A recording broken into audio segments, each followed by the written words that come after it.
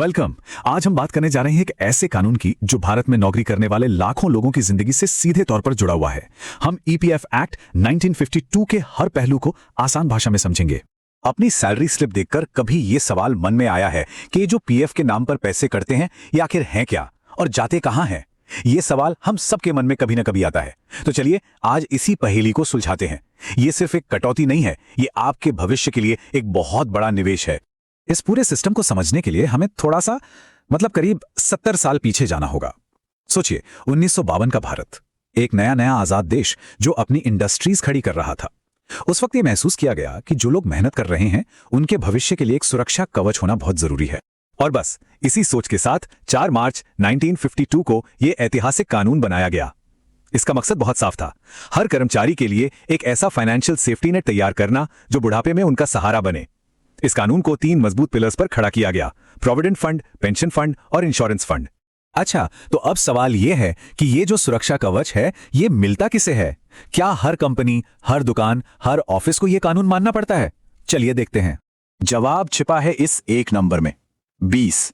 यही वो जादुई आंकड़ा है जो तय करता है कि कोई कंपनी इस कानून के दायरे में आएगी या नहीं। तो नियम सीधा है, अगर किसी भी कंपनी या संस्था में 20 या उससे ज्यादा लोग काम करते हैं तो उन पर यह कानून लागू होता है। और सबसे मजेदार बात पता है क्या है? एक बार यह नियम लागू हो गया तो हमेशा के लिए हो गया। मतलब अगर बाद में कंपनी में लोग कम होकर 20 से नीचे भी चले जाएं, तब भी कंपनी को ईपीएफ देना ही पड़ेगा। इससे कर्मचारियों की सुरक्षा पक्की हो जाती है। तो ठीक है, कानून के दायरे में आ गए, पर इसका असली मतलब क्या है? जब हम कहते हैं कि कोई ईपीएफ में कवर्ड है तो इसका मतलब सिर्फ रिटायरमेंट की बचत से कहीं ज्यादा है। असल में ये एक 3-in-1 प्रोटेक्शन प्लान है। इसे एक 3 पैरों वाली कुर्सी की तरह समझ सकते हैं, जिसका हर पैर आपको फाइनेंशियली स्टेबल रखने के लिए जरूरी है। हर स्कीम जिंदगी के अलग अलग पड़ाव पर आपको सुरक्षा देती है। सबसे पहले आता है ईपीएफ यानी एम्प्लॉय प्रोविडेंट फंड। ये तो सबने सुना ही होगा। ये एक तरह से रिटायरमेंट के लिए हमारा अपना खजाना है, जिसमें हर महीने थोड़ा थोड़ा पैसा जुड़ता रहता है ताकि रिटायरमेंट के बाद की जिंदगी आराम से कटे। फिर आता है दूसरा हिस्सा, ईपीएस यानी एम्प्लॉय पेंशन स्कीम। ये रिटायरमेंट के बाद मिलने वाली एक रेगुलर मंथली इनकम है। मतलब ये वो भरोसा है कि काम छोड़ने के बाद भी हर महीने एक फिक्स्ड आमदनी घर आती रहेगी। और तीसरा और आखिरी स्तंभ है ईडीएलआई यानी employ deposit linked insurance scheme. ये एक तरह का लाइफ इंश्योरेंस है। यह सुनिश्चित करता है कि अगर किसी कर्मचारी के साथ कोई अनहोनी हो जाए तो उसके परिवार को आर्थिक सहारा मिल सके। तो ये तीनों मिलकर एक पूरा सुरक्षा चक्र बनाते हैं। चलिए अब जरा गणित समझते हैं। ये सारा पैसा आता कहां से है, कितना कटता है और कहां कहां जमा होता है? इसका हिसाब किताब भी जानना जरूरी है। अब यहां एक बहुत जरूरी बात समझनी है। पीएफ आपकी पूरी सैलरी पर नहीं कटता। नहीं, ये कटता है सिर्फ आपकी बेसिक सैलरी और महंगाई भत्ते यानी डीए को मिलाकर जो रकम बनती है उस पर। इसका मतलब यह हुआ कि एचआरए, ओवरटाइम बोनस जैसी चीजें इस कैलकुलेशन में शामिल नहीं होती। तो हिसाब कुछ ऐसा बैठता है, आपकी सैलरी से कटते हैं 12%। ये पूरा पैसा सीधे आपके ईपीएफ खाते में चला जाता है। फिर इतना ही, मतलब 12% आपका एम्प्लॉयर भी आपकी तरफ से जमा करता है। पर यहां एक छोटा सा ट्विस्ट है। एम्प्लॉयर के 12% में से 8.33% जाता है आपकी पेंशन स्कीम यानी ईपीएस में, और बचा हुआ 3.67% जाता है आपके ईपीएफ खाते में। है ना इंटरेस्टिंग? अब सोचिए, जब करोड़ों लोगों का अरबों रुपया इस सिस्टम में लगा हो तो यह सवाल तो उठेगा ही कि इसकी देखभाल कौन करता है, कौन गारंटी लेता है कि यह पैसा सुरक्षित है। इस सब की जिम्मेदारी है ईपीएफओ यानी एम्प्लॉय प्रोविडेंट फंड ऑर्गेनाइजेशन की। यह एक बोर्ड है जो इस पूरे फंड को मैनेज करता है। और कानून आपके पैसे को जबरदस्त प्रोटेक्शन देता है। जैसे आपके पीएफ के पैसे को कोई कोर्ट किसी भी कर्ज के लिए जब्त नहीं कर सकता। और तो और, अगर कोई कंपनी दिवालिया हो जाए तो उसे सबसे पहले अपने कर्मचारियों का पीएफ का पैसा चुकाना पड़ता है। और अगर कोई एम्प्लॉयर इसमें गड़बड़ करने की कोशिश करे तो देखिए, कानून इस मामले में जरा भी नरमी नहीं बरतता। साफ साफ लिखा है कि ऐसा करने पर कम से कम 1 साल की जेल और जुर्माना दोनों हो सकता है। यह एक कड़ा संदेश है कि कर्मचारियों के भविष्य के साथ खिलवाड़ नहीं किया जा सकता। तो अगली बार जब अपनी सैलरी स्लिप में पीएफ की कटौती देखें तो उसे खर्च की तरह मत देखिए। ये कोई कटौती नहीं है, ये आपके ही सुरक्षित भविष्य के लिए एक जरूरी निवेश है। ये वो नींव है जिस पर आप अपनी रिटायरमेंट की शानदार इमारत खड़ी कर सकते हैं। और ये सारी बातचीत हमें एक बहुत बड़े सवाल पर लाके छोड़ देती है। आज की इस तेज रफ्तार दुनिया में जहां गिग इकोनॉमी और वर्क फ्रॉम होम जैसे नए तरीके आ रहे हैं, क्या ये 70 साल पुराना कानून भविष्य के लिए तैयार है? आने वाली पीढ़ी के कर्मचारियों की सुरक्षा के लिए इसमें क्या बदलाव जरूरी हैं? ये एक ऐसी बहस है जो हम सबके भविष्य से जुड़ी है। तो आज हम बात करने वाले हैं भारतीय श्रम कानून की उस बुनियाद के बारे में जिस पर करोड़ों भारतीयों के रिटायरमेंट, बीमा और पेंशन का पूरा ढांचा खड़ा है। जी हाँ, हम बात कर रहे हैं कर्मचारी भविष्य निधि और विविध प्रावधान अधिनियम 1952 की। तो चलिए सबसे पहले एक बहुत ही बुनियादी और जरूरी सवाल पर आते हैं। आखिर कोई भी देश अपने करोड़ों काम करने वाले लोगों को बुढ़ापे, बीमारी या किसी अनहोनी की चिंता से कैसे मुक्त रख सकता है? इसी बड़े सवाल का जवाब देने के लिए भारत ने 1952 में ये ऐतिहासिक कानून बनाया था। तो इस पूरी चर्चा में हम क्या क्या देखने वाले हैं? सबसे पहले ये सुरक्षा जाल क्यों जरूरी है, फिर 1952 का ये एक्ट असल में है क्या और किन पर लागू होता है, इसकी 3 सबसे अहम स्कीमें कौन सी हैं, इस पूरे सिस्टम को चलाता कौन है, और हाँ, अगर कोई नियम नहीं मानता तो उसके लिए क्या सजा है। तो सबसे पहले इस कानून की आत्मा को समझते हैं, मतलब इसकी जरूरत ही क्यों पड़ी, इसका असल मकसद क्या था। देखिए, इस कानून का जो असली मकसद था वो सिर्फ पैसा बचवाना नहीं था, बल्कि एक ऐसा मजबूत ढांचा बनाना था जो कर्मचारियों के भविष्य को सुरक्षित कर सके। ये एक पूरी सोशल सिक्योरिटी सिस्टम बनाने की कोशिश थी, जिसमें रिटायरमेंट के लिए एक मुश्त पैसा मिले, हर महीने एक नियमित पेंशन भी आती रहे और मुश्किल वक्त के लिए एक लाइफ इंश्योरेंस कवर भी हो। तो क्यों तो समझ आ गया। अब सवाल आता है कौन, मतलब क्या ये कानून देश की हर कंपनी, हर दुकान और हर कर्मचारी पर लागू होता है? आइए पता करते हैं। कानून में एक शब्द इस्तेमाल होता है, प्रतिष्ठान या एस्टैब्लिशमेंट। अब इसका मतलब सिर्फ एक ऑफिस नहीं है, बल्कि एक कंपनी की सारी यूनिट्स, चाहे वो देश में कहीं भी क्यों ना हो। तो मान लीजिए एक कंपनी का हेड ऑफिस दिल्ली में है और फैक्ट्री पुणे में, तो कानून की नजर में ये दोनों एक ही प्रतिष्ठान का हिस्सा है। और यहीं पर आता है वो जादुई आंकड़ा 20। अगर किसी कंपनी या फैक्ट्री में 20 या उससे ज्यादा कर्मचारी काम करते हैं तो आमतौर पर यह कानून उन पर लागू हो जाता है। ये एक तरह की लाइन है जो छोटे नए बिजनेस को शुरुआत में थोड़ी राहत देती है। तो ये लागू कब कब होता है? देखिए, कुछ खास इंडस्ट्रीज की फैक्ट्रियों पर जहां 20 से ज्यादा लोग काम करते हैं, या फिर उन बिजनेस पर जिन्हें सरकार खास तौर पर नोटिफाई करती है। और एक दिलचस्प बात यह है कि कंपनियां चाहें तो अपनी मर्जी से भी इसमें शामिल हो सकती हैं। और हाँ, एक बार आप इसके दायरे में आ गए तो फिर आ गए। भले ही बाद में आपके कर्मचारियों की संख्या 20 से कम हो जाए, कानून आप पर लागू रहेगा। तो चलिए अब इस सुरक्षा जाल की बुनाई को थोड़ा और करीब से देखते हैं। ये कोई एक धागे से नहीं बना, बल्कि ये 3 बहुत ही मजबूत रस्सियों से मिलकर बना है, जो एक साथ मिलकर फाइनेंशियल सिक्योरिटी देते हैं। तो सबसे जरूरी बात यह है कि ये एक तरह की पैकेज डील है, मतलब ये अधिनियम अपने साथ 3 स्कीमें लाता है, और जिन भी कंपनियों पर यह एक्ट लागू होता है उनके लिए ये तीनों ही अनिवार्य हैं, कंपल्सरी हैं। चलिए एक एक करके तीनों को समझते हैं, क्योंकि ये तीनों मिलकर ही इस सुरक्षा कवच को पूरा करते हैं। सबसे पहली और शायद सबसे जानी मानी स्कीम है ईपीएफ, यानी एम्प्लॉइज प्रोविडेंट फंड। इसे ऐसे समझिए जैसे ये एक कंपल्सरी रिटायरमेंट सेविंग्स अकाउंट है। हर महीने कर्मचारी की सैलरी से और उतना ही कंपनी की तरफ से इसमें पैसा जमा होता है। ये वो बड़ा अमाउंट है जो सालों की मेहनत के बाद रिटायरमेंट के वक्त मिलता है। दूसरी है पेंशन स्कीम, यानी ईपीएस। ये सिर्फ एक बार मिलने वाले पैसे की बात नहीं है, ये तो जिंदगी भर की गारंटी है। इसका मकसद है कि रिटायरमेंट के बाद भी हर महीने एक फिक्स्ड इनकम आती रहे, ताकि रोजमर्रा के खर्चे चलते रहें। और ये सिर्फ कर्मचारी तक ही सीमित नहीं है, उनके बाद ये उनके परिवार का भी सहारा बनती है। और तीसरा पिलर है ईडीएलआई, जो असल में एक तरह का लाइफ इंश्योरेंस है। ये इस बात को पक्का करता है कि अगर किसी कर्मचारी के साथ भगवान न करे कोई अनहोनी हो जाए तो उनके परिवार को अचानक पैसों की तंगी का सामना ना करना पड़े। ये इस सुरक्षा जाल का एक बहुत ही जरूरी और संवेदनशील हिस्सा है। अब सवाल यह है कि इन सब में पैसा आता कहां से है और जाता कहां है। ये स्लाइड इसे बहुत अच्छे से समझाती है। देखिए, जो कर्मचारी का हिस्सा है वो तो सीधा सीधा उनके ईपीएफ अकाउंट में चला जाता है, उनकी रिटायरमेंट सेविंग्स में। लेकिन जो एम्प्लॉयर यानी कंपनी का हिस्सा है उसे होशियारी से बांटा जाता है। उसका एक बड़ा हिस्सा ईपीएफ में जाता है और एक छोटा हिस्सा पेंशन स्कीम यानी ईपीएस में। और इसके ऊपर से कंपनी ईडीएलआई यानी इंश्योरेंस स्कीम के लिए भी एक छोटा सा योगदान अलग से देती है। तो इतना सारा पैसा, करोड़ों लोगों की जीवन भर की कमाई और इतनी सारी स्कीमें, इसे संभालता कौन है? ये कोई छोटा मोटा काम तो है नहीं। तो आखिर इस पूरे सिस्टम को चलाता कौन है? तो इस पूरे विशाल सिस्टम के सेंटर में है सेंट्रल बोर्ड ऑफ ट्रस्टीज, और इसकी बनावट ही इसकी सबसे बड़ी खासियत है। ये सिर्फ कोई सरकारी दफ्तर नहीं है, बल्कि एक ऐसा मंच है जहां मालिक, मजदूर और सरकार तीनों के प्रतिनिधि मिलकर फैसले लेते हैं। इससे ये सुनिश्चित होता है कि हर किसी की आवाज सुनी जाए। ठीक है, नियम तो बन गए, सिस्टम भी बन गया, लेकिन उन्हें लागू कौन करवाएगा? और क्या होगा अगर कोई एम्प्लॉयर इन नियमों को माने ही ना? कानून में बकाया वसूलने के लिए बहुत ही सख्त प्रावधान है। ये सिर्फ नोटिस भेजने तक ही सीमित नहीं है। जैसा कि यहाँ दिख रहा है, बात प्रॉपर्टी की कुर्की और नीलामी से लेकर बहुत सीरियस मामलों में एम्प्लॉयर की गिरफ्तारी तक जा सकती है। इससे पता चलता है कि सरकार कर्मचारियों के भविष्य निधि को कितनी गंभीरता से लेती है। ये कोई ऑप्शन नहीं है, ये एक कानूनी जिम्मेदारी है।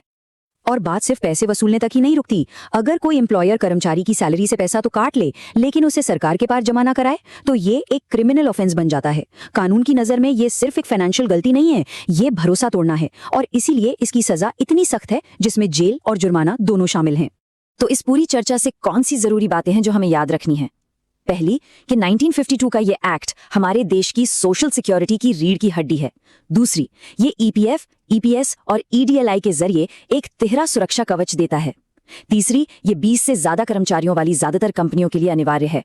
चौथी, एक मिला जुला बोर्ड इसका मैनेजमेंट देखता है, और आखिर में इसका पालन न करने पर बहुत गंभीर परिणाम हो सकते हैं। और आखिर में ये हमें एक बहुत ही जरूरी सवाल पर लाकर छोड़ देता है। आज का जमाना गिग इकोनॉमी का है, फ्रीलांसिंग का है, वर्क फ्रॉम होम का है। काम करने का तरीका पूरी तरह बदल रहा है। तो ऐसे में ये 70 साल पुराना कानून आने वाली पीढ़ी के वर्कर्स की सुरक्षा कैसे करेगा? क्या इसे बदलने की जरूरत है ताकि ये भविष्य के लिए भी उतना ही असरदार बना रहे? ये एक ऐसा सवाल है जिस पर हम सबको सोचने की जरूरत है।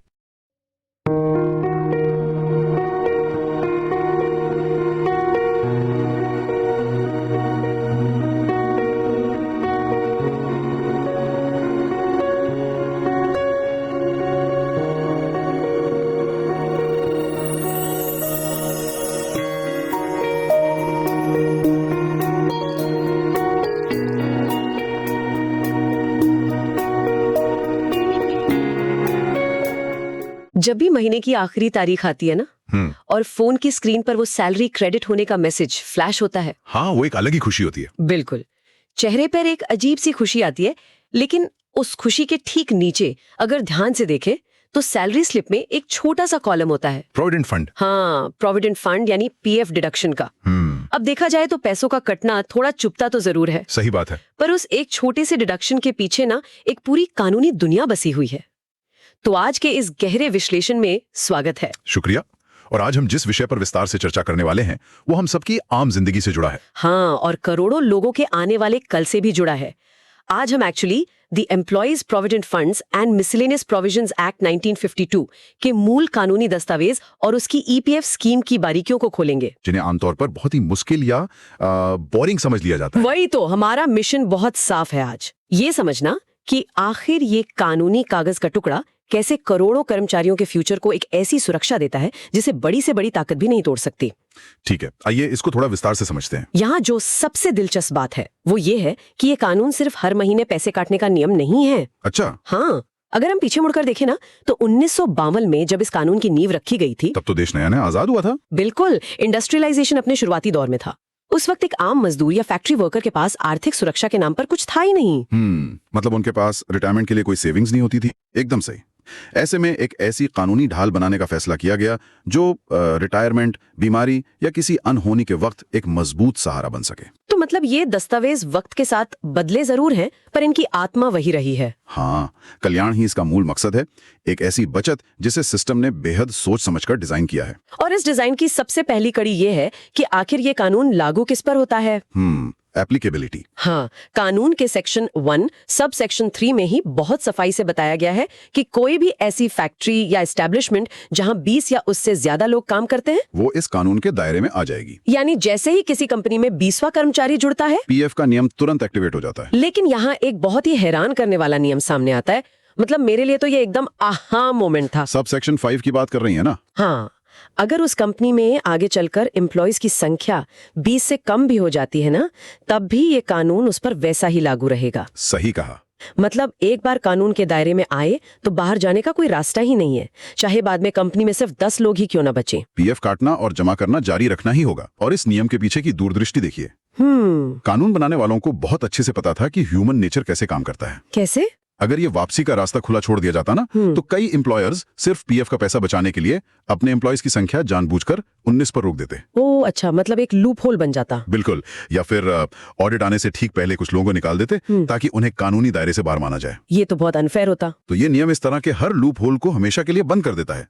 एक बार जो जिम्मेदारी एम्प्लॉयर पर आ गई, वो आगे हमेशा बनी रहेगी। पर एक सवाल और आता है दिमाग में, क्या हो अगर किसी नई और छोटी कंपनी में शुरू से ही सिर्फ 15 लोग हों और वो सब चाहते हों कि उन्हें इस पीएफ स्कीम का फायदा मिले? इसका भी रास्ता दिया गया है कानून में, सब सेक्शन 4 के तहत। हाँ, मैं वही पढ़ रही थी।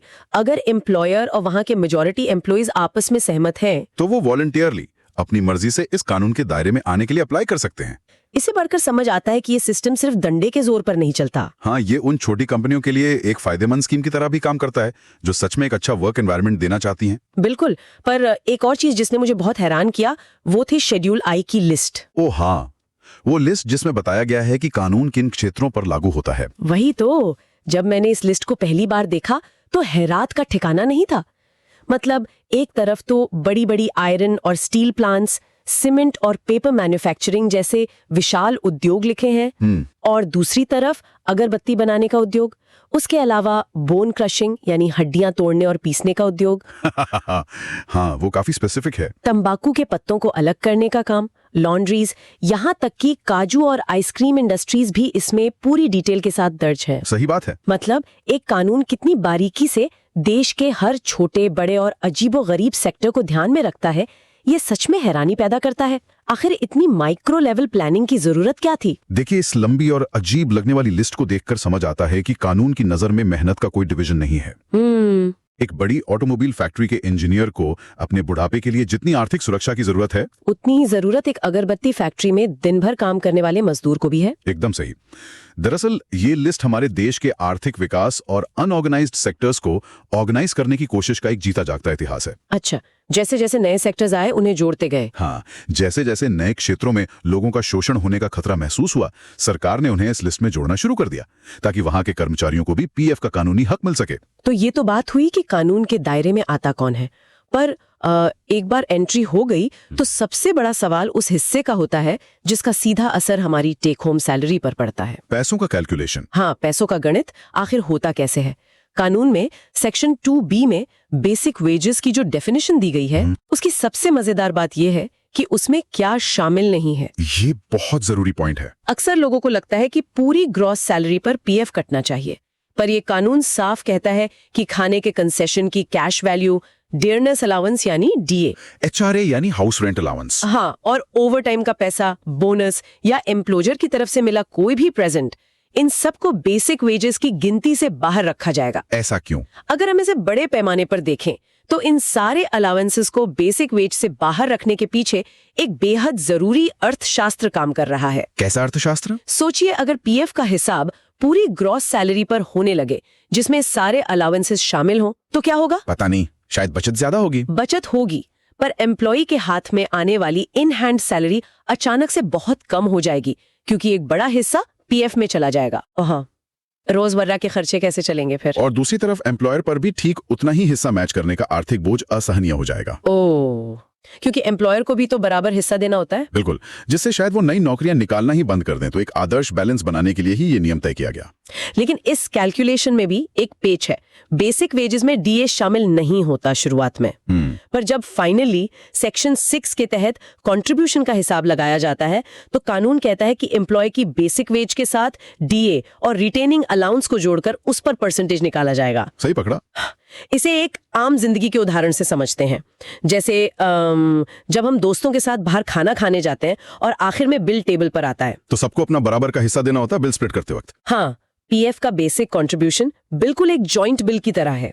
एक कर्मचारी अपनी तरफ से 10% या कुछ केसेस में 12% देगा, और कानून कंपनी को बाध्य करता है कि वो भी ठीक उतना ही हिस्सा उस कर्मचारी के नाम पर फंड में जमा करे। दोनों तरफ से बराबर का योगदान, एक जॉइंट पार्टनरशिप की तरह। और इस जॉइंट बिल में एक ऐसी सुविधा भी है जो कर्मचारी को थोड़ी आजादी देती है, जिसे वॉलंटरी प्रोविडेंट फंड कहते हैं। Voluntary contribution. हाँ, अगर कोई कर्मचारी चाहे कि उसके फ्यूचर के लिए बचत ज्यादा हो तो वो कानूनी तौर पर तय 12% से ज्यादा भी कंट्रीब्यूट कर सकता है। इसे एक पर्सनल पिगी बैंक की तरह समझा जा सकता है, जिसमें एक कर्मचारी अपनी मर्जी से ज्यादा पैसे डाल रहा है। सही कहा। पर यहाँ कानून एक लक्ष्मण रेखा भी खींचता है। वो क्या? खुद का हिस्सा 20% कर दिया है तो कानून एम्प्लॉयर को मजबूर नहीं करेगा कि वो भी 20% ही दे। अच्छा, मतलब एम्प्लॉयर सिर्फ अपने 12% तक ही ध्यान देगा। हाँ, एम्प्लॉयर का फर्ज सिर्फ तयशुदा 12% तक ही सीमित है ताकि उन पर कोई अचानक आर्थिक बोझ ना आए। यहाँ पर किस्सा वाकई बहुत दिलचस्प हो जाता है। कैसे? देखिए, हमने पैसा जमा तो कर लिया, डिडक्शन भी हो गया, लेकिन उसकी कानूनी सुरक्षा कितनी ठोस है?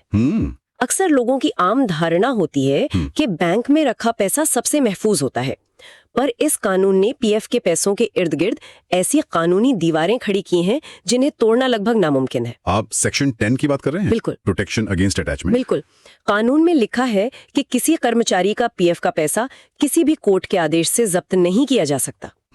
मान लीजिए किसी व्यक्ति पर बड़ा कर्ज हो गया है, उसने बैंक लोन डिफॉल्ट कर दिया है और बात यहां तक आ गई है कि कोर्ट ने उसकी प्रॉपर्टी जब्त करने का ऑर्डर पास कर दिया है। ऐसी संगीन स्थिति में भी वो कोर्ट उस व्यक्ति के पीएफ अकाउंट को हाथ नहीं लगा सकती।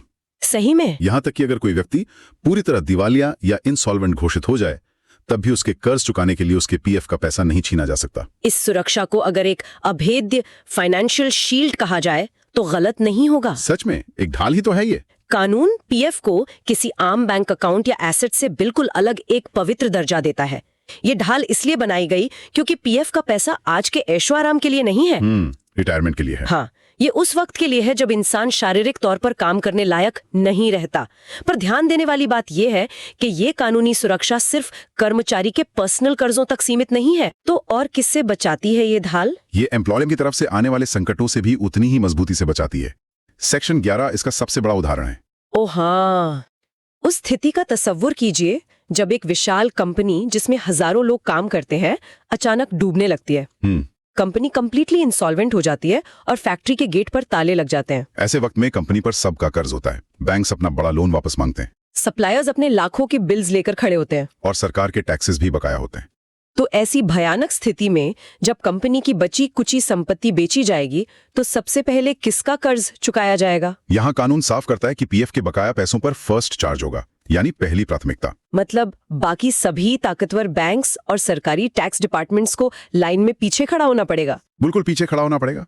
सबसे पहले उस आम कर्मचारी के पीएफ फंड में एम्प्लॉयर का बचा हुआ हिस्सा जमा होगा। ये सच में एक आम मजदूर को किसी भी बड़े बैंक से ऊपर दर्जा देने जैसा है। मुझे ये पढ़कर बहुत अच्छा लगा। और इसी सूरत हाल को ध्यान में रखते हुए सेक्शन 12 के तहत एक और छतरी प्रदान की गई है। वो क्या कहती है? अक्सर एक धारणा होती है कि अगर सरकार ने एम्प्लॉयर्स पर पीएफ जैसा कोई नया कानूनी बोझ डाला तो एम्प्लॉयर अपना फायदा बनाए रखने के लिए कहीं और से पैसे काट लेंगे, जैसे बेसिक सैलरी कम कर देंगे। पर इस कानून ने दर्शाया है कि वो कितनी आगे की सोच रखता है। इसमें स्पष्ट रूप से रोका गया है कि कोई भी एम्प्लॉयर पीएफ कंट्रीब्यूशन देने के नियम का हवाला देके किसी भी कर्मचारी की बेसिक वेजेस को कम नहीं कर सकता। अच्छा, मतलब बेसिक सैलरी टच नहीं कर सकते। यहां तक कि जो पुरानी फैसिलिटीज जैसे ग्रेचुइटी या ओल्ड एज पेंशन कर्मचारी को पहले से मिल रही हैं, उन्हें भी छीना नहीं जा सकता। एम्प्लॉयर पीएफ का खर्चा निकालने के लिए कर्मचारी की बुनियादी तनख्वाह पर धक्का नहीं डाल सकता। ये एक बहुत ही प्रोएक्टिव कानूनी कदम है। बिल्कुल। पर इन सब शानदार नियमों को सुनने के बाद दिमाग में एक आम सवाल उठता है। नियम बनाना एक बात है और उनका जमीन पर पालन करवाना बिल्कुल अलग बात। सही सवाल है। अगर कोई एम्प्लॉयर तय कर ले कि वो पैसे जमा ही नहीं करेगा तो क्या होगा? क्या ये कानून सिर्फ पेपर पर डराने वाला शेर है? इससे एक बहुत जरूरी सवाल खड़ा होता है कंप्लायंस और सख्ती का।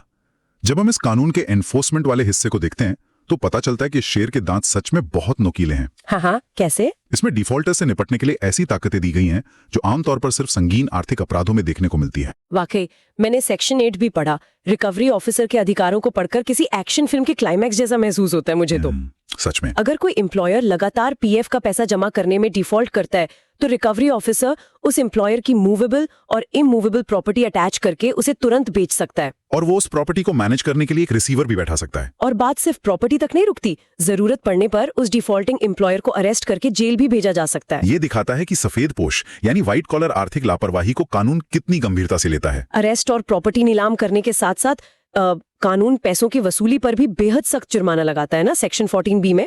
हाँ, डिफॉल्ट करने वाले एम्प्लॉयर पर ऐसी पेनल्टीज लगाई जाती हैं जो बकाया राशि के 100% तक हो सकती हैं। बाप रे, 100% पेनल्टी! सोच के देखिए, अगर किसी ने 6 महीने से ज्यादा का डिफॉल्ट किया है तो उस पर 25% सालाना के हिसाब से डैमेजेस वसूले जा सकते हैं। ये पेनल्टी रेट इतना ज्यादा क्यों है? ये इतना ज्यादा इसलिए रखा गया है ताकि एम्प्लॉयर के मन में ये डर हमेशा बना रहे कि कर्मचारी के फ्यूचर फंड का पैसा रोकना किसी भी कमर्शियल लोन से कहीं ज्यादा महंगा और खतरनाक साबित होगा। और आमतौर पर देखा गया है कि जब इतनी बड़ी पेनल्टी लगती है तो बड़ी कंपनीज तुरंत लीगल सिस्टम का सहारा लेती हैं।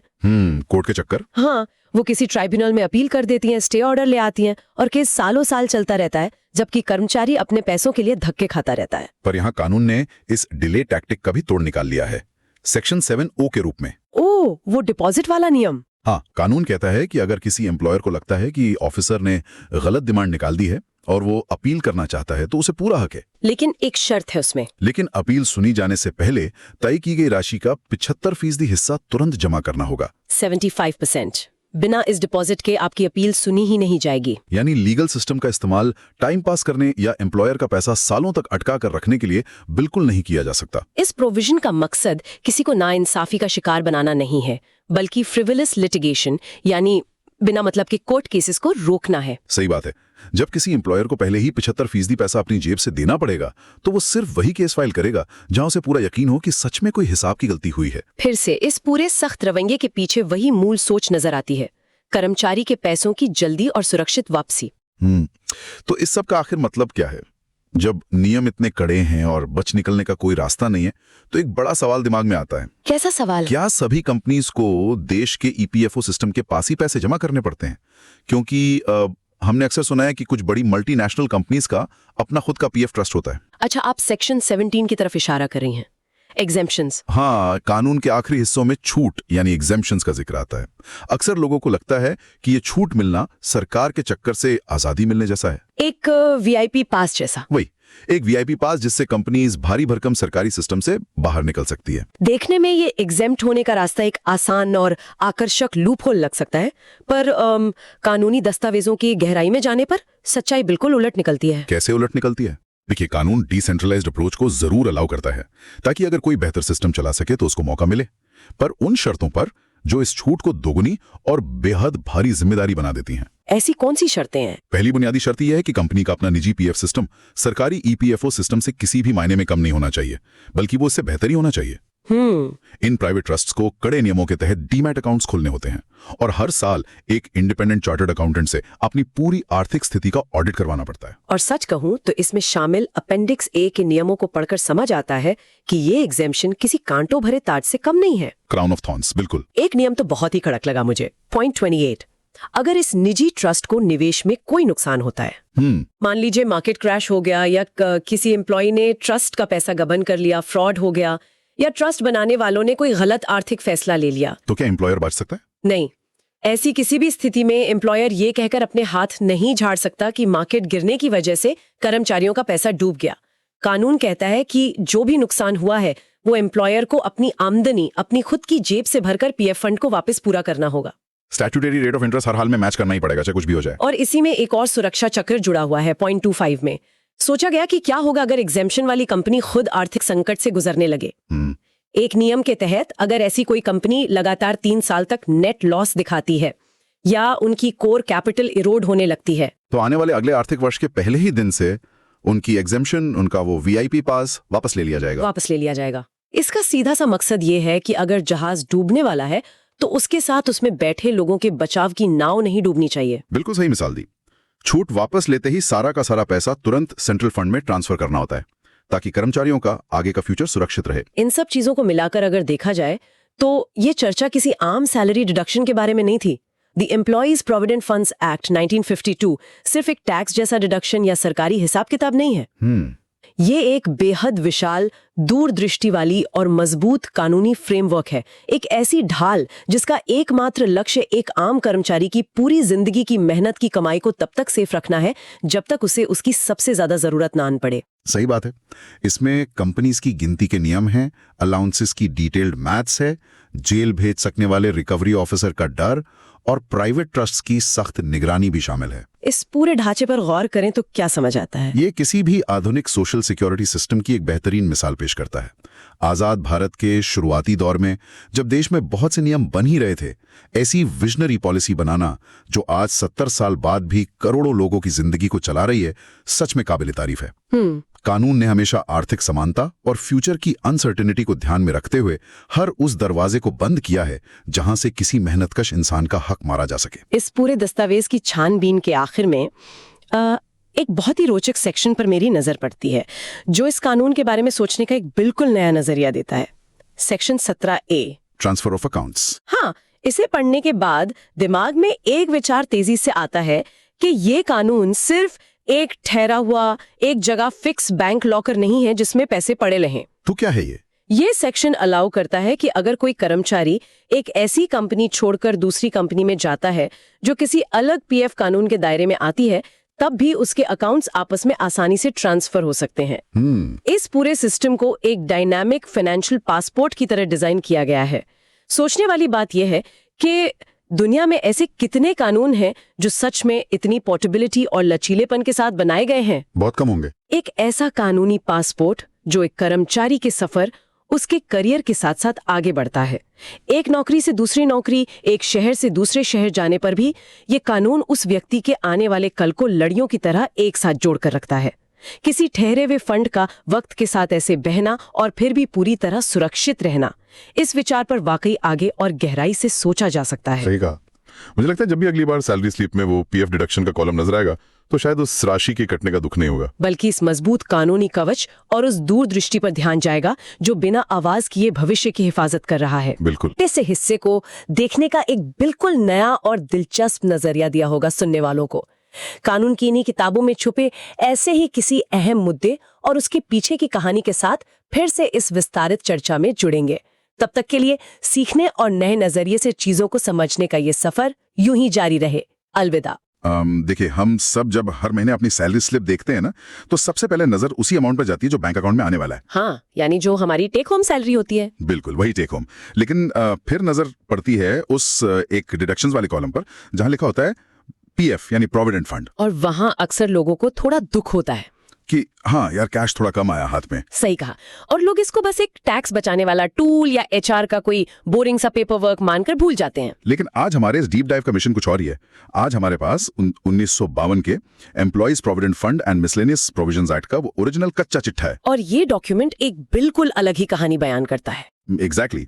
तो हमारा आज का मकसद यही है कि इस भारी भरकम कानूनी भाषा के जाल को सुलझाया जाए। ये समझा जाए कि जो पैसा हर महीने सैलरी से कट रहा है वो महज एक फंड नहीं है, बल्कि एक अभेद्य वित्तीय ढाल है, एक फाइनेंशियल शील्ड। हाँ, तो एज एन एक्सपर्ट जब आपने इस 1952 के ड्राफ्ट और इसके नियमों को गहराई से खंगाला तो क्या लगा आपको? सच्ची बताऊं तो मतलब रोंगटे खड़े हो जाते हैं इसकी डिटेलिंग देखकर।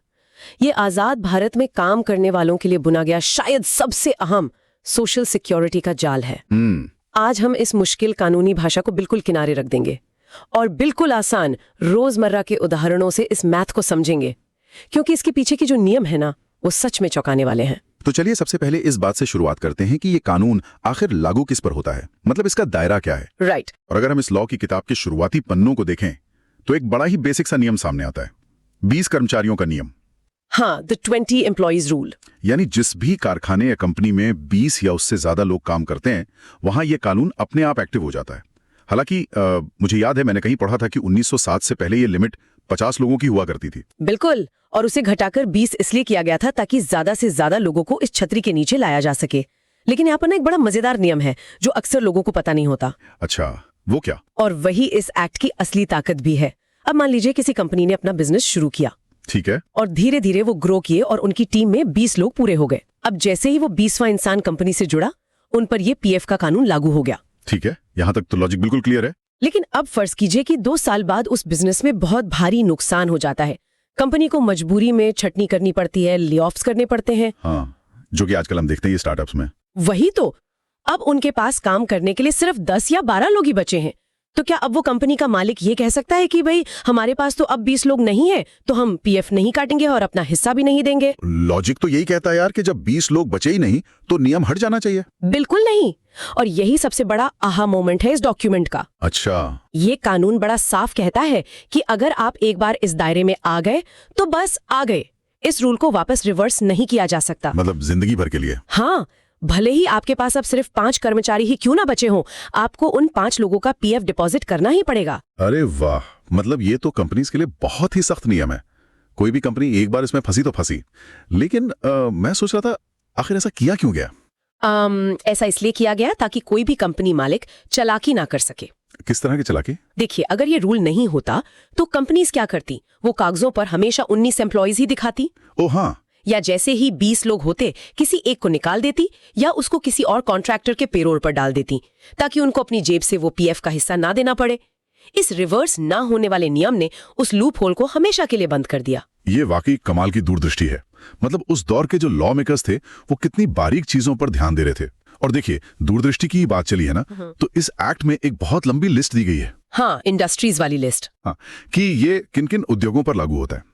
जब मैंने वो लिस्ट पढ़ी तो सच बताऊं, मुझे लगा जैसे मैं 1952 के किसी ब्लैक एंड व्हाइट जमाने में चला गया हूं। हाँ, वो काफी पुरानी लगती है पढ़ने में। मतलब इसमें सिर्फ सीमेंट, लोहा या स्टील जैसे बड़े कारखाने नहीं है, इसमें ना सींग और हड्डियां पीसने वाले कारखाने यानी बोन क्रशिंग इंडस्ट्री का भी बाकायदा जिक्र है। बिल्कुल, क्योंकि उस जमाने में ना खेती के लिए खाद बनाने के वास्ते ये एक बहुत बड़ा उद्योग हुआ करता था भारत में। हाँ, और बात सिर्फ हड्डियों तक नहीं रुकती।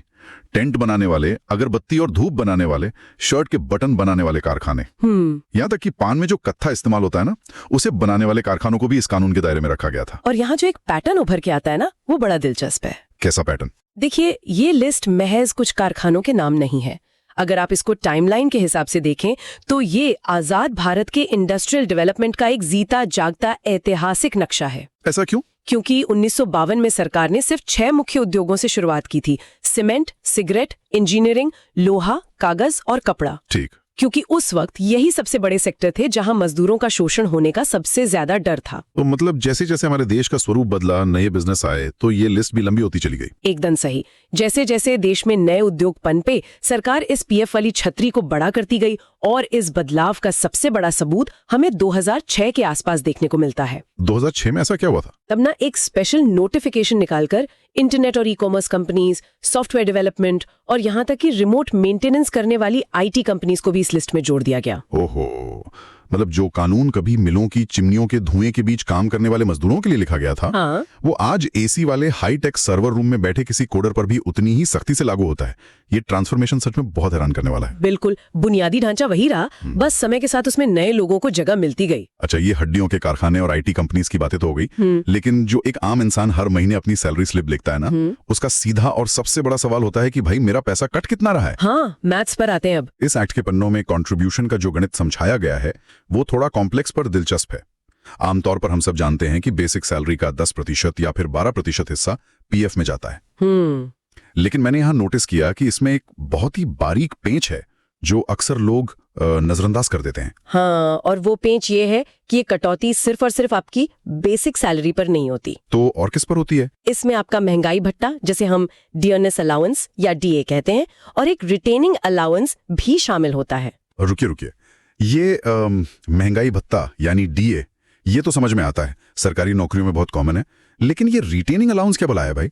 ये तो आमतौर पर कॉर्पोरेट दुनिया में सुनने को नहीं मिलता, क्योंकि पुराने जमाने के कारखानों से जुड़ा एक कॉन्सेप्ट है। हालांकि आज भी कुछ इंडस्ट्रीज में ये लागू होता है। अच्छा, थोड़ा समझाइए इसको। तो मान लीजिए कोई ऐसा कारखाना है जो साल में सिर्फ 6 महीने ही चलता है। जैसे चीनी की मिल हो गई, जहां सिर्फ गन्ने के सीजन में काम होता है। एग्जैक्टली। अब बाकी के 6 महीने जब कारखाना बंद है, तब भी उन कुशल कारीगरों को अपने पास बनाए रखने के लिए, ताकि वो कहीं और नौकरी ना ढूंढ लें। राइट, स्किल्ड लेबर तो चाहिए होगी अगले सीजन में। हाँ, तो कंपनी उन्हें घर बैठे कुछ भत्ता देती है, उसे ही रिटेनिंग अलाउंस कहते हैं। अरे वाह, मतलब जब कोई इंसान काम नहीं भी कर रहा है, फैक्ट्री बंद है, तब भी जो पैसा उसको रोके रखने के लिए मिल रहा है, उस पर भी पीएफ कटेगा। बिल्कुल कटेगा। नियम बहुत स्पष्ट है। बेसिक सैलरी, डीए और रिटेनिंग अलाउंस, इन तीनों को मिलाकर जो टोटल रकम बनेगी ना, उस पर 10 या 12% की कैलकुलेशन होगी। ठीक है, और अगर कोई इंसान चाहे तो वो अपनी मर्जी से 12% से ज्यादा भी कटवा सकता है, जिसे वीपीएफ या वॉलंटरी प्रोविडेंट फंड कहते हैं, राइट? हाँ, वो तो है, लेकिन इसमें एक शर्त होती है। वो क्या? आप अपना हिस्सा तो बढ़ा सकते हैं, लेकिन आप अपनी कंपनी को उनका हिस्सा बढ़ाने के लिए मजबूर नहीं कर सकते। कंपनी अपना स्टैंडर्ड 12% ही देगी। वो तो जाहिर सी बात है, वरना ऐसे तो कंपनीज का दिवालिया निकल जाएगा। लेकिन यहाँ पर ना एक और बहुत ही सख्त नियम है जिसका जिक्र करना बहुत जरूरी है। कौन सा नियम? ये उन लोगों के लिए जाना बहुत अहम है जो फ्रेशर्स हैं या नई नौकरी ज्वाइन करते समय एम्प्लॉयमेंट कॉन्ट्रैक्ट साइन करते हैं। अच्छा, डिडक्शंस वाले नियम की बात कर रहे हैं आप? हाँ, इस कानून में साफ तौर पर एक हिदायत दी गई है कि कोई भी एम्प्लॉयर यानी कंपनी किसी भी सूरत में अपने हिस्से का पीएफ कंट्रीब्यूशन कर्मचारी की सैलरी से नहीं काट सकती। ये एक बहुत ही क्रिटिकल पॉइंट है, क्योंकि कई बार ऐसा होता है कि कुछ छोटी या चालाक कंपनीज लोगों से एक एग्रीमेंट साइन करवा लेती हैं। हाँ, जिसमें बड़ी होशियारी से फाइन प्रिंट में लिखा होता है कि कंपनी का जो 12% हिस्सा है वो भी आपकी ही इन हैंड सैलरी से एडजस्ट किया जाएगा। और ये पूरी तरह से इलीगल है। एब्सोल्युटली। अगर कोई फ्रेशर गलती से ऐसा कॉन्ट्रैक्ट साइन कर भी ले तो भी इस कानून की नजरों में वो कागज का टुकड़ा पूरी तरह से अमान्य है, इनवैलिड है। एम्प्लॉयर को अपना हिस्सा अपनी जेब से ही देना होगा। सही कहा। अब इस मैथमेटिकल पार्ट से जुड़ा एक और पहलू है जिसे समझना इससे भी ज्यादा जरूरी है। बताइए। हम सब आम बोलचाल में इस पूरी चीज को सिर्फ पीएफ कह के काम चला लेते हैं, लेकिन लीगली अगर देखा जाए तो ये कोई एक सिंगल फंड या एक गुल्लक नहीं है। ये पूरी स्कीम 3 अलग अलग मजबूत स्तंभों पर यानी कि पिलर्स पर खड़ी है। हाँ यार, जब मैं डॉक्यूमेंट्स पढ़ रहा था तो ये जानकारी सच में मेरे लिए भी एकदम नहीं थी। चलिए इसको थोड़ा डिकोड करते हैं अपने लिसनर्स के लिए। श्योर। पहला स्तंभ तो वही है जिसे हम ईपीएफ यानी मैं एम्प्लॉइज प्रोविडेंट फंड कहते हैं। ये वो मेन अकाउंट है जिसमें हमारी सैलरी से कटा हुआ पूरा पैसा और कंपनी के हिस्से का कुछ पैसा जाकर जमा होता रहता है। बिल्कुल। और दूसरा अहम स्तंभ है ईपीएस यानी एम्प्लॉइज पेंशन स्कीम। और दिलचस्प बात यह है कि ये ओरिजिनल 1952 के ड्राफ्ट में था ही नहीं। अच्छा। इसको बाद में 1995 में लाया गया। होता क्या है कि कंपनी जो अपना 12% हिस्सा देती है ना, वो पूरा का पूरा आपके नॉर्मल पीएफ अकाउंट में नहीं जाता। तो कहाँ जाता है? उसमें से एक बड़ा हिस्सा करीब 8.33% इस अलग पेंशन फंड में चला जाता है। अच्छा, तो इस अलग करने का फायदा क्या है आखिर? ये पैसा अलग क्यों रखा जा रहा है? इसका मकसद ये है कि जब इंसान रिटायरमेंट की उम्र तक पहुंचे, यानी सुपर एन्युएशन जो कि 48वां साल तय है, तो उसके पास सिर्फ एक मुश्त बड़ी रकम ना हो, बल्कि उसे जिंदगी भर हर महीने एक बंधी बंधाई पेंशन मिलती रहे। और भगवान ना करे अगर कल को उस इंसान को कुछ हो जाए तो उसके परिवार, विधवा या बच्चों को भी पेंशन मिलने का बाकायदा प्रावधान इसमें है। ये बुढ़ापे की एक बहुत बड़ी लाठी है। ठीक, ये तो हो गए 2 स्तंभ। लेकिन जो तीसरा स्तंभ है उसके बारे में तो अक्सर लोगों को बिल्कुल पता ही नहीं होता। मैंने खुद कितने लोगों से बात की है और उन्हें कोई आइडिया नहीं है इसका। हाँ, ईडीएलआई स्कीम की बात करें ना आप। बिल्कुल, ईडीएलआई यानी employees deposit linked insurance scheme, जिसे 1976 में शुरू किया गया था। और इस स्कीम की सबसे खूबसूरत बात क्या है जानते हैं? यही ना कि इसके लिए इंसान की जेब से एक भी पैसा प्रीमियम के तौर पर नहीं कटता। एकदम सही। ये एसेंशियली एक लाइफ इंश्योरेंस पॉलिसी है जिसका पूरा का पूरा प्रीमियम एम्प्लॉयर अपनी जेब से भरता है। अगर जॉब के दौरान किसी की अचानक डेथ हो जाती है तो उसके परिवार को उनके जमा पीएफ के पैसों के अलावा इस इंश्योरेंस के तहत एक बहुत बड़ा लमसम अमाउंट भी मिलता है। तो अगर हम थोड़ा पीछे हटकर इस पूरी पिक्चर को एक साथ देखें तो ये समझ में आता है कि ये जो पीएफ हम करते रहते हैं, ये सिर्फ एक टैक्स बचाने की स्कीम या आम रिटायरमेंट फंड नहीं है। बिल्कुल नहीं। अगर कल को कोई अनहोनी हो जाए या इंसान काम करने लायक ना रहे तो ये सिस्टम ना एक कवच की तरह काम करता है। बुढ़ापे के लिए पेंशन मिल गई, अचानक मौत हो जाए तो इंश्योरेंस कवर है, और बाकी जरूरतों के लिए पीएफ का मेन फंड है ही। इसेंशियली ये पूरा का पूरा एक रिस्क मैनेजमेंट सिस्टम है जो इंसान को हर तरफ से कवर करता है। 1952 से लेकर अब तक इसे इस तरह से डिजाइन और अपडेट किया गया है कि आम वर्कर को हर तरफ से सुरक्षा मिल सके। सच में अब इस लॉ की किताब को खंगालते हुए ना हम इसके एक ऐसे हिस्से पर पहुंचते हैं जो सच कहूं तो किसी कोर्टरूम थ्रिलर फिल्म के क्लाइमैक्स से कम नहीं लगता। हाँ, सेक्शन 10 और 11 की बात करें ना। हाँ, बिल्कुल। और ये मेरे इस पूरे रिसर्च का सबसे पसंदीदा हिस्सा है। हम बात कर रहे हैं प्रोटेक्शन अगेंस्ट अटैचमेंट की, यानी कुर्की या जब्ती से सुरक्षा। हाँ, ये प्रावधान सच में असाधारण है। ये वही हिस्सा है जो प्रोविडेंट फंड को दुनिया के किसी भी दूसरे निवेश या इन्वेस्टमेंट से अलग और सबसे ज्यादा मजबूत बनाता है। चलिए इसको एक उदाहरण से या एक छोटी सी कहानी से समझते हैं ताकि आसानी से समझ आए। श्योर। मान लीजिए एक आम सा इंसान है, उसने कोई बड़ा सा बिजनेस शुरू करने का सोचा, बैंकों से भारी कर्ज लिया, लेकिन किस्मत ने साथ नहीं दिया और वो बिजनेस पूरी तरह डूब गया। ठीक है। अब वो इंसान बुरी तरह कर्ज में डूब चुका है और अंत में कोर्ट उसे दिवालिया यानी बैंकरप्ट घोषित कर देती है। जिन लोगों से उसने पैसा लिया था वो सब कोर्ट पहुंच जाते हैं अपना पैसा मांगने। तो ऐसे हालात में आमतौर पे कोर्ट क्या करती है? वही जो हम मूवीज में देखते हैं। कोर्ट आदेश देती है कि भाई इसका घर बेचो, इसकी महंगी गाड़ियां नीलाम करो, इसके सारे बैंक अकाउंट फ्रीज कर दो और वहां से सारा पैसा निकालकर इन कर्जदारों को चुकाओ। बिल्कुल। कोर्ट एसेंशियली एक रिसीवर बिठा देती है जो उस इंसान की सुई से लेकर कार तक सब कुछ जब्त कर लेता है। उनके पीएफ खाते में जमा पैसों को कोई उंगली भी नहीं लगा सकता।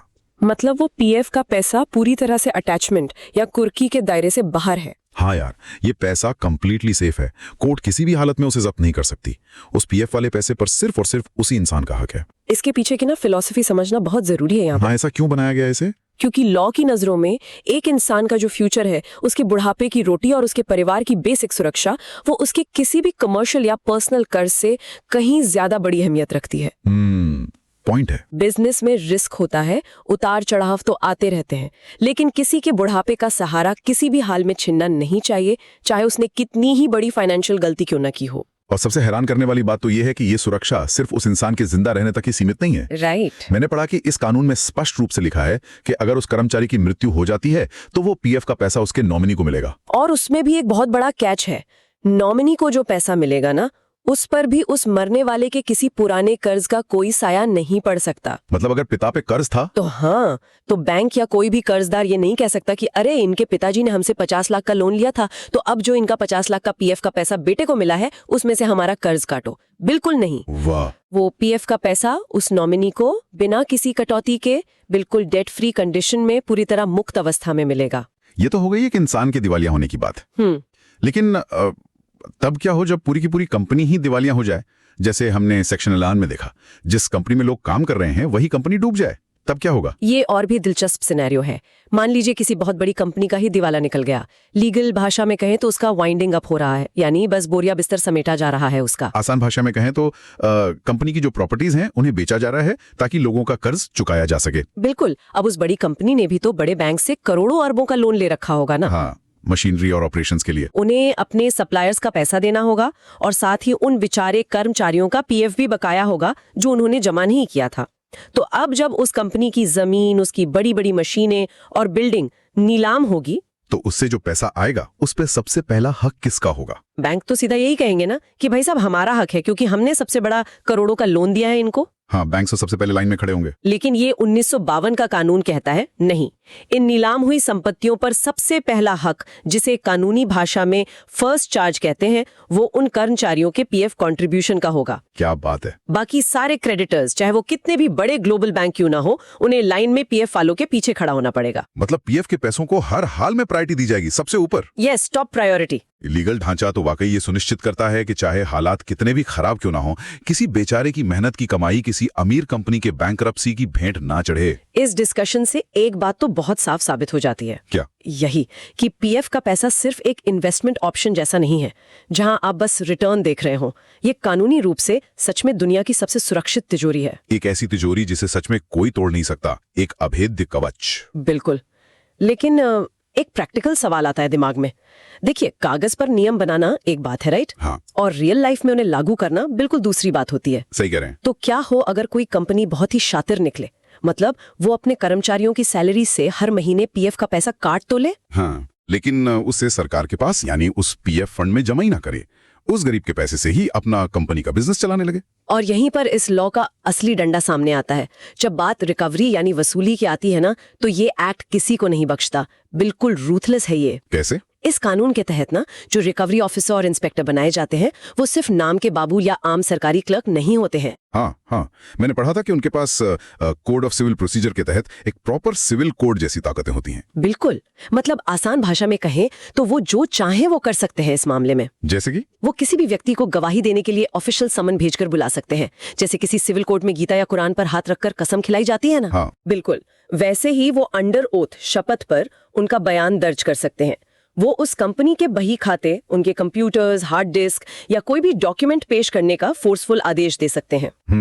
और अगर इस जांच पड़ताल में उस रिकवरी ऑफिसर को ये पक्का यकीन हो जाए कि ये कंपनी का मालिक सच में जानबूझकर अपने एम्प्लॉइज का पैसा दबाए बैठा है, तब एक्शन क्या होगा? तब एक्शन इतना कड़ा होगा कि आप सोच नहीं सकते हैं।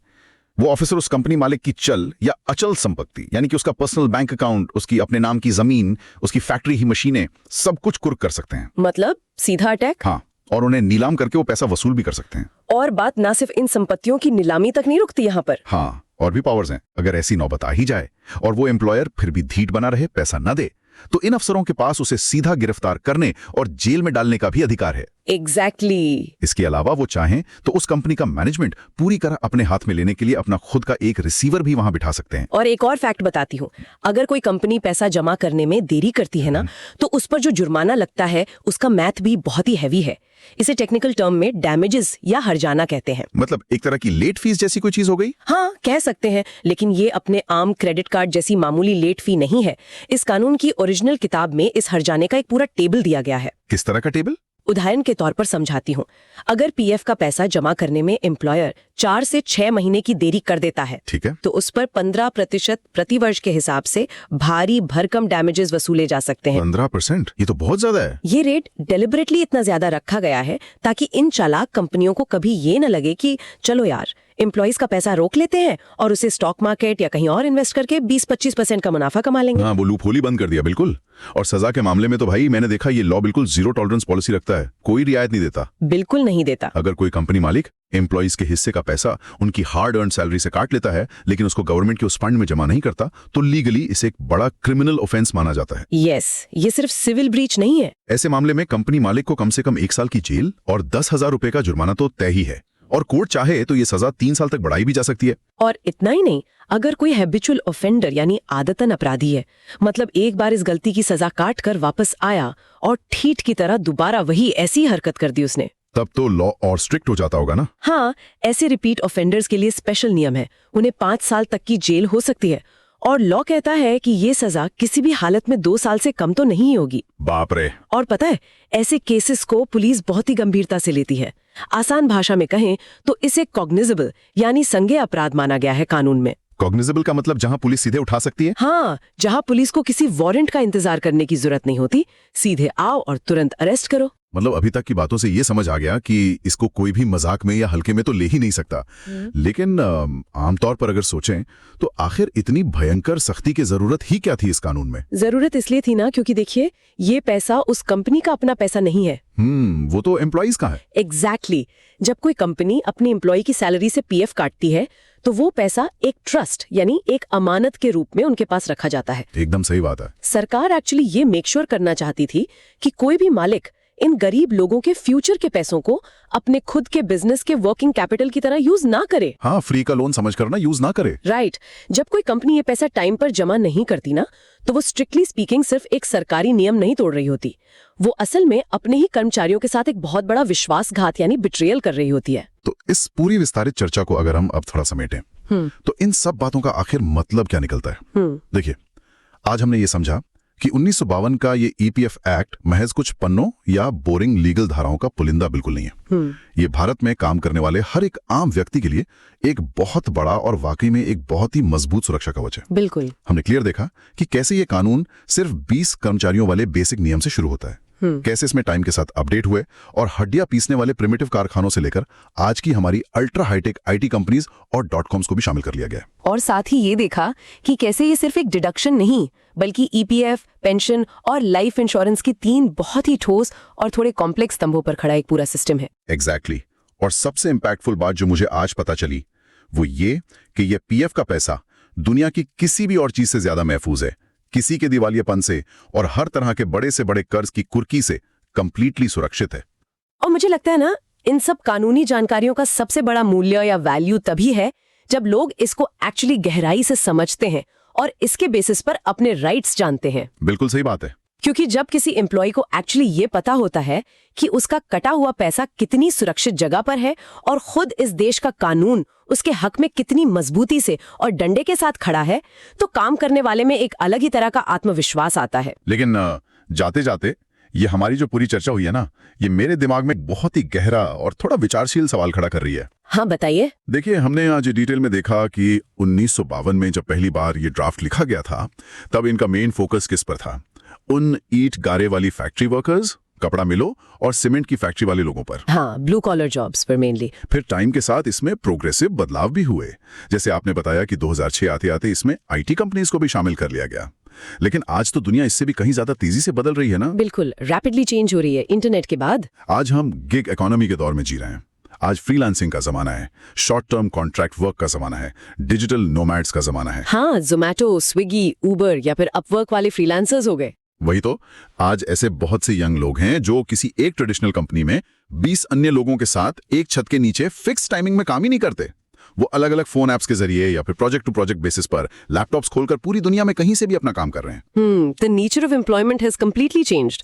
काम करने का तरीका पूरी तरह बदल चुका है इस नए दशक में। तो ऐसे में ना एक बड़ा नेचुरल सा सवाल ये उठता है कि क्या 1952 का ये इतना शानदार और मजबूत ढांचा इस नई इंटरनेट ड्रिवन दुनिया के कामगारों को वैसी ही फाइनेंशियल सुरक्षा दे पाएगा? ये एक बहुत ही वैलिड और चिंता वाला सवाल है। आज के इस तेजी से बदलते दौर में जहां रोजगार का ट्रेडिशनल स्वरूप ही पूरी तरह बदल गया है, क्या इस पूरी सोशल सिक्योरिटी वाली कानूनी छतरी को एक नया रूप लेने की जरूरत नहीं पड़ेगी? वही मेरा पॉइंट है। क्या 1952 का ये पुराना अभेद्य कवच इन फ्यूचर के इंडिपेंडेंट डिजिटल कामगारों के लिए भी उतना ही प्रैक्टिकल और कारगर साबित होगा, या फिर हमें इस गिग इकोनॉमी के लिए एक बिल्कुल ही नए सोशल सिक्योरिटी कानून की दरकार है? ये वाकई एक ऐसा डीप सवाल है जो हम सबको आगे का रास्ता सोचने पर मजबूर कर देता है। और इसी जरूरी और थोड़े प्रोवोकेटिव विचार के साथ हम आज के अपने इस डीप डाइव को यहीं समाप्त करते हैं। जानकारी पढ़ते रहिए और हमेशा नए सवाल पूछते रहिए।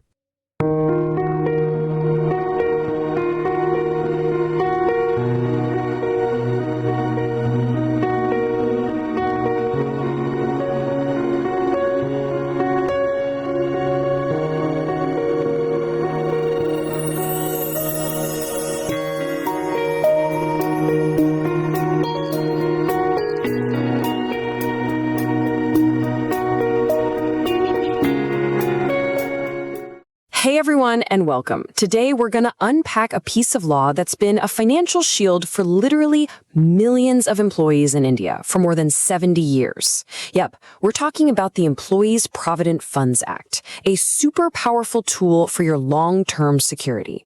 But first, just think about this for a second. With all the ups and downs in life, what's really there to protect your savings?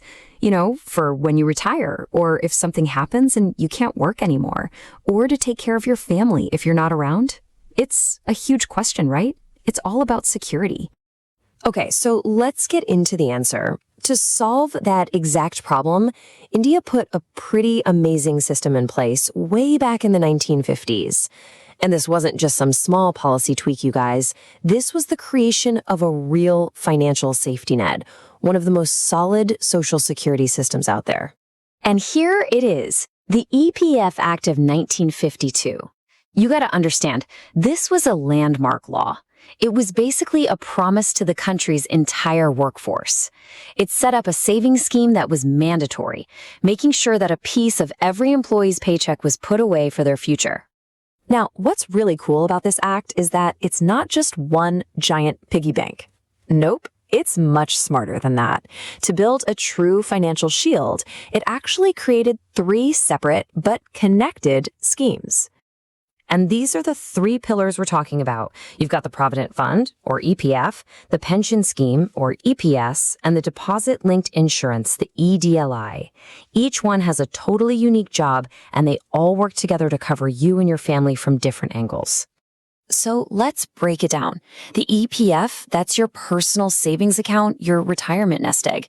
The EPS, that gives you a steady income, a pension after you retire. And the EDLI, well, that's like a life insurance policy. It gives your family a lump sum if you pass away while you're still working. So you see, it's the whole package: savings, pension, and insurance. Okay, so this 3-part system sounds pretty powerful, right? But who actually gets it? Does it apply to every single person in every company? Let's take a quick look at the rules. The most important thing to remember is this number right here, 20. For the most part, the act kicks in and becomes mandatory for any company that has 20 or more employees.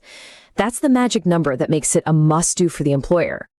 And there are a few other key details. It covers a ton of different industries, and, this is huge, once a company is covered, it stays covered, even if their number of employees drops below 20.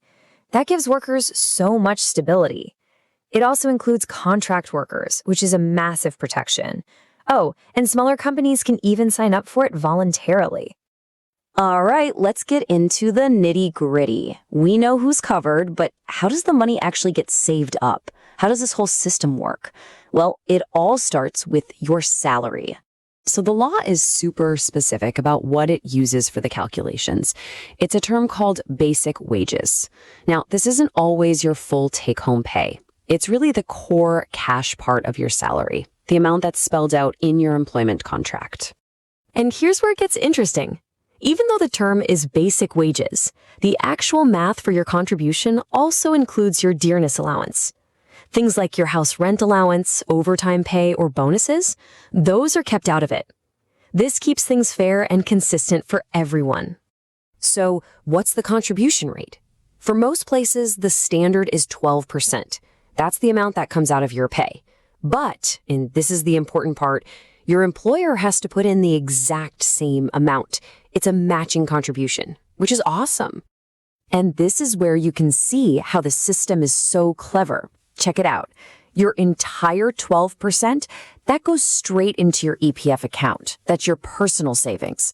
But your employer's 12% gets split. Most of it, 8.33%, gets funneled into the pension scheme to build your future pension. The rest, that 3.67%, goes into your EPF account, topping up your savings.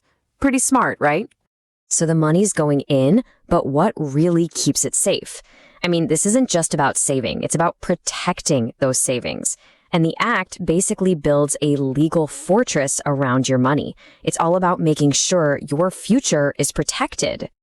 And just look at how strong these protections are.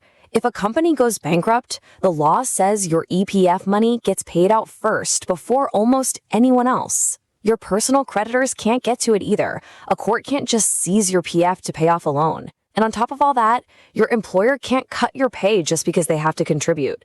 Your money is seriously locked down and safe. This quote is pulled straight from the law itself, Section 10 of the Act. This is the legal guarantee, the absolute backbone of that protection.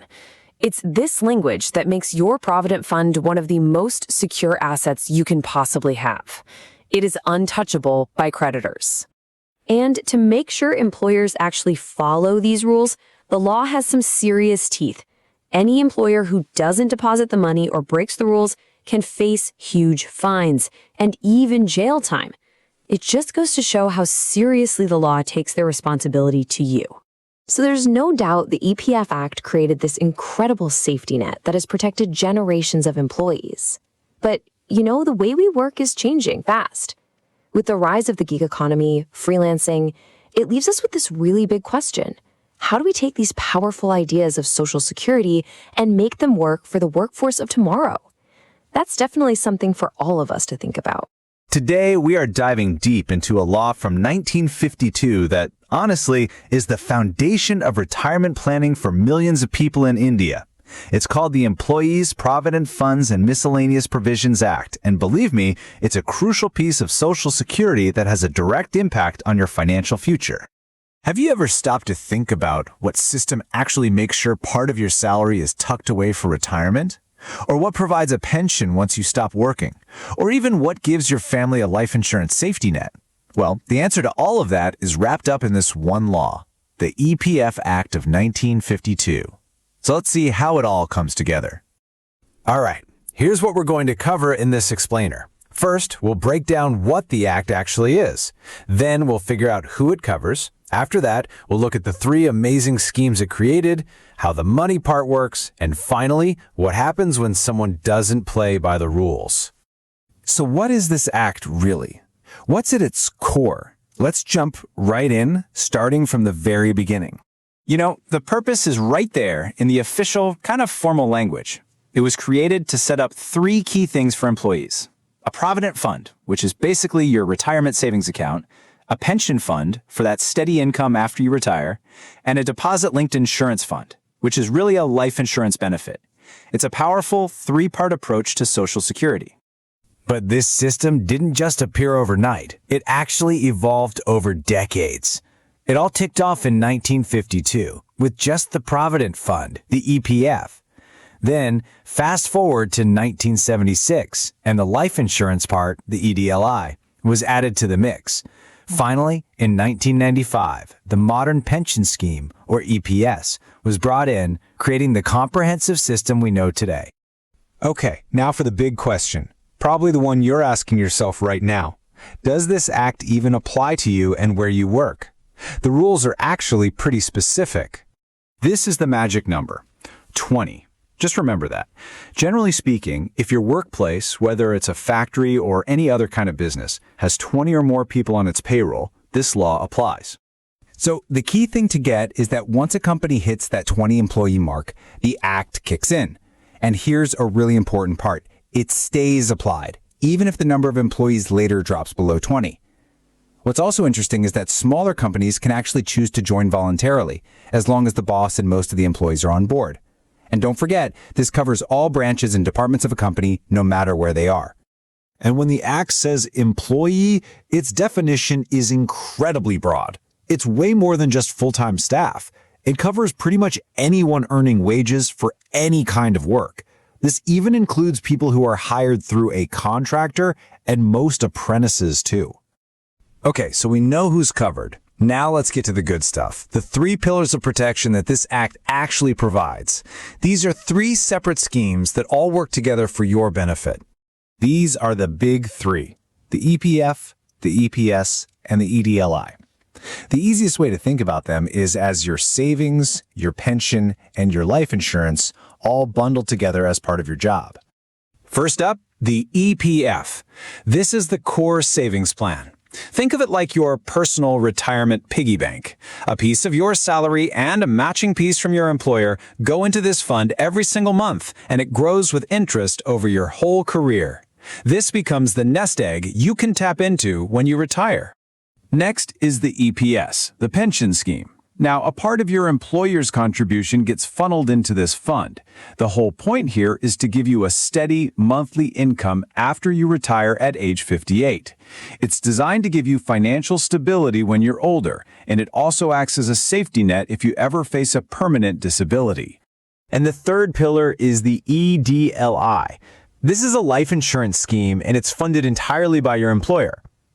If an employee passes away while they're still working, their family or nominees get a lump sum payment. It's a really crucial financial safety net for them. So, all of this sounds great, right? But where does the money come from? How is it all funded? Let's follow the money and break down how these contributions actually work. Okay, the standard rate to remember is 12%. So you as the employee contribute 12% of your qualifying pay straight into your EPF account. Your employer then matches that with another 12%. But, and this is a key detail, their portion gets split. 8.33% of it goes into the pension scheme, and the rest, that 3.67%, gets added to your Provident Fund. So all in all, that's 24% of your basic pay being invested for your future, every single month. But what is that 12% actually calculated on? It's not based on your total in-hand salary. It's calculated based on your basic wages plus specific allowances like dearness allowance, which is meant to offset inflation. It does not include things like your house rent allowance, any overtime you do, bonuses, or commissions. And that's a really important distinction to understand how much is actually going into your account. You know, a law is only as strong as its enforcement. So let's look at the very serious consequences for employers who decide not to comply. This is where the act really shows its teeth. This quote, right from Section 12 of the Act, is so powerful. It basically says an employer can't cut an employee's pay or other benefits just to cover the cost of their own EPF contributions. It's a critical protection that makes sure the financial burden isn't just pushed back onto the worker. And the penalties for not following the rules are severe. They are not messing around. For example, just making a false statement to avoid payment could land someone in jail. But the most serious offense, the one they take very, very seriously, is when an employer takes the employee's share from their salary, but then never deposits it. That can lead to a minimum of 1 year in prison and a really hefty fine. And if an employer still doesn't pay, the authorities have some serious power to get that money back. They can literally seize and sell the company's property. They can even go after the employer's personal property. In the most extreme cases, it can even lead to the arrest and detention of the employer. It just goes to show how seriously the law takes this obligation. So you see, the EPF Act is way more than just a law. It's a promise of financial security. It's your mandatory savings plan, your pension, and your life insurance all rolled into one powerful system. It's all designed to protect you. And that brings us to the final and most important question, one you should ask yourself now that you know how it's supposed to work: is your Social Security being managed correctly?